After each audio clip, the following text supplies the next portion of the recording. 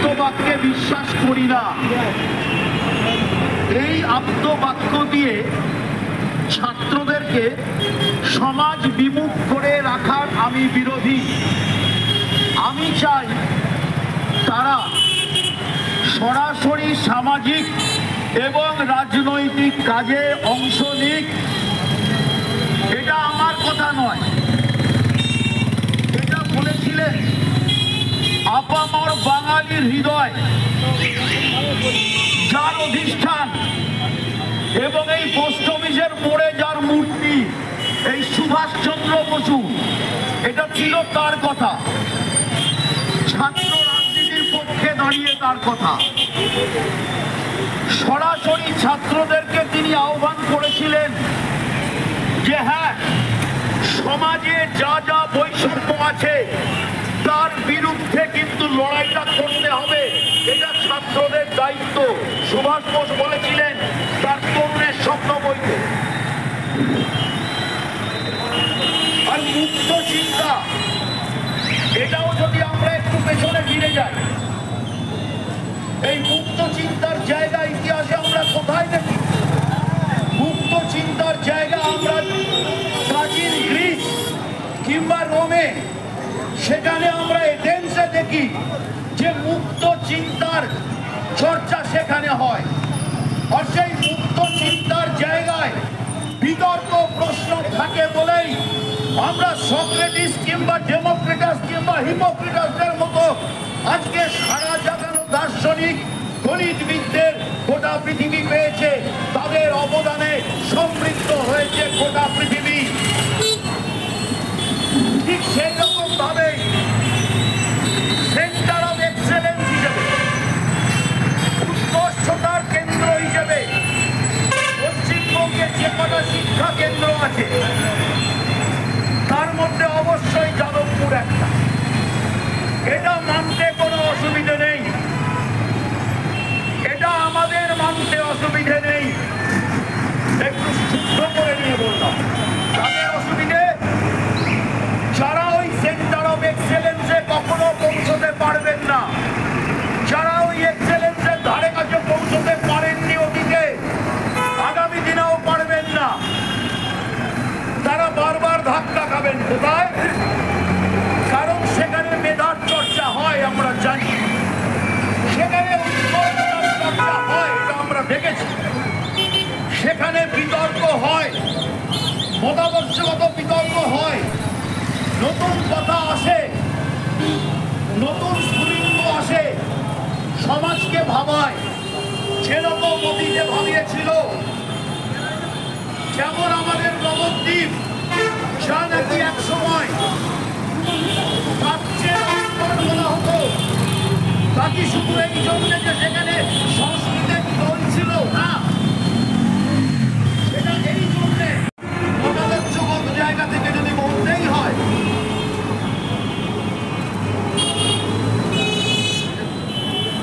মতাদর্শগত জায়গা থেকে যদি বলতেই হয়, তাহলে এ কথা না মেনে উপায় নেই যে স্রোতের বিরুদ্ধে আপনি যদি না হাঁটেন, আপনার মতাদর্শগত জায়গা কখনো তৈরি হবে না। আপনি কচুরি বানার মতো স্রোতের দিকেই ভাসবেন।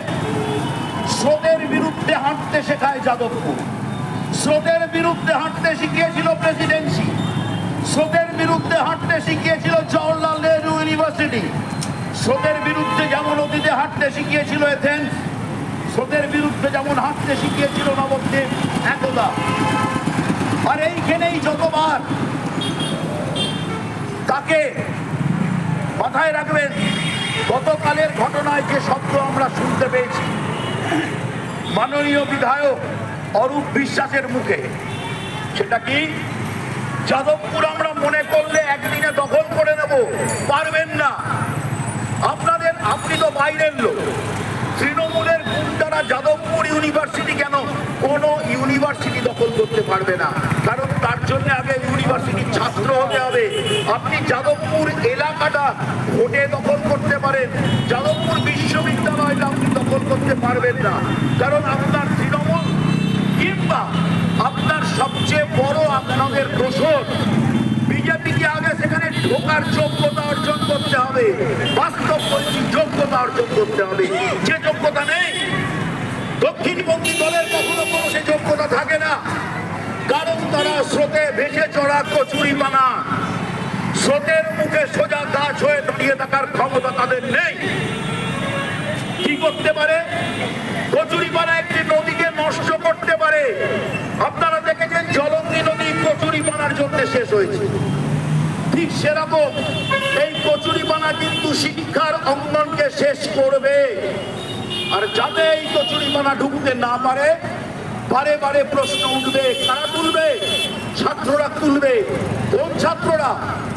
যারা প্রশ্ন করতে শিখেছে, যারা মতাদর্শকে সামনে রেখে স্রোতের বিরুদ্ধে হাঁটতে শিখিয়েছে, তারা প্রশ্ন তুলবে। আর এই প্রশ্নের পাঁচিলে আপনি বারবার ধাক্কা খাবেন। তারা প্রশ্ন তুলেছে। কি প্রশ্ন তুলেছে? খুব সামান্য প্রশ্ন, তাতেই আপনাদের এত ভয়। তাও তো এত বড় বড় প্রশ্নগুলো আসেনি, যেগুলো সাধারণ মানুষ তুলবেন করে। কোথায় যাবেন তখন? একজনকে গাড়ি চাপা দিয়ে কি আপনি 100 প্রশ্নের আটকাতে পারবেন? হাজারে হাজারে প্রশ্ন। মাননীয় শিক্ষামন্ত্রী ব্রাত্য বসু তারা প্রশ্ন তুলেছে যে কেন ছাত্র সংসদের নির্বাচন হয় না। খুব সংগত প্রশ্ন। আপনারা আপনার তৃণমূল দল দুদিন আগে 2026-এ গণতান্ত্রিক ভাবে যে নির্বাচন হবে, সেই নির্বাচনের জন্য আপনারা সম্মেলন করেননি। তাহলে নির্বাচন যদি আপনার দলের কাছে এত গুরুত্বপূর্ণ হতে পারে, তাহলে বিশ্ববিদ্যালয় কেন নির্বাচনের জন্য গুরুত্বপূর্ণ হবে না? একচেটিয়া ক্ষমতা ভোগ করার অভ্যেস হয়ে গেছে। সেইখান থেকে পাছে আপনার পা হড়কে যায়, সেই ভয়ে কোন কলেজ বিশ্ববিদ্যালয়ে নির্বাচন হতে আপনারা দিচ্ছেন না। যাদবপুর থেকে এই প্রশ্নটা তুলেছিল, আপনার কাছে উত্তর নেই।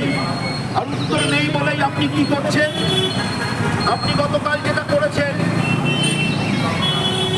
সেই কাজের মধ্যে কোথাও ছাত্র, শিক্ষক, শিক্ষা ব্যবস্থার কোন রকম আলোচনা হয়নি। সেখানে কি আলোচনা হয়েছে? Web CUPA, WEBCUPA, web CUPA, west Bengal college and university professors association, তৃণমূলের একটি অধ্যাপকদের সংগঠন, তাদের একটি সম্মেলন ছিল। সেই সম্মেলনের পদাধিকার বলে তারা আপনাকে ডেকেছিল। ভালো কথা, আপনি যেতেই পারেন, কিন্তু আপনি জানতেন যে যাদবপুর বিশ্ববিদ্যালয় এই প্রশ্নের মুখোমুখি আপনাকে হতেই হবে। এটা সত্ত্বেও আপনি কি করলেন? পেছনের দরজা দিয়ে ঢুকলেন। সামনের দরজায় বিক্ষোভ করছিল ছাত্ররা, আপনি লুকিয়ে পেছনের দরজা দিয়ে ঢুকলেন। প্রথম ঢুকে আপনি ভাবলেন, যাক ঢুকে পড়েছি, আর চিন্তা নেই। আমার সঙ্গে কারা আছে?